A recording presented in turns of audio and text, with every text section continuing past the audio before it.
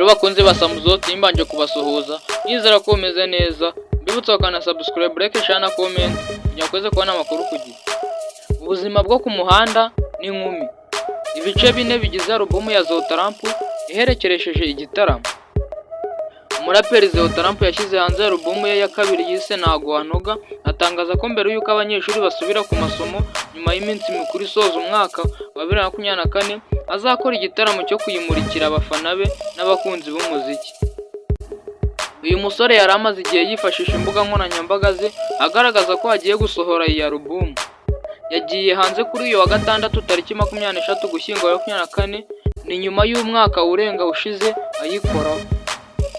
Zotaramp watangiye umuziki muri 2021 yaherukaga gusohora album ye ya mbere yise Abafana 100,000 yagiye hanze mu mwaka wa 2023.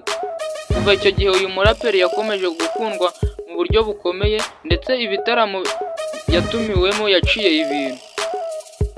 Kuri album ye ya mbere nta muhanzi n'umwe bakoranye, ni nako byagenze kuri iyi album ye ya kabiri kuko nta n'umwe bakoranye.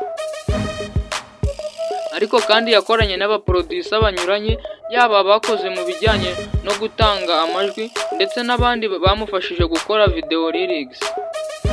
Album ye iriho indirimbo 20 zirimo Street Goat, Username, Kirigute, Kirisitu Yezu, Imane, This and That, The Therapy, Sirenge, Hard Work, Kananite, Ntago Wanoga yitiriwe album, Ibisimba, 4GB, Bob, Umwana wa Trench, I Swear to God, Mugo, PTD, Zaza ndetse na EP Kumvira Toy.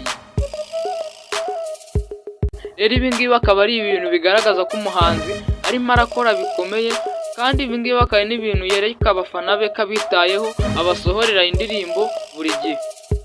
Rero yanga akaba ari cyo kucya Samuzo TV, bibutsa kana subscribe, like, share na comment nyakweze kubona amakuru ku gihe. Thank you.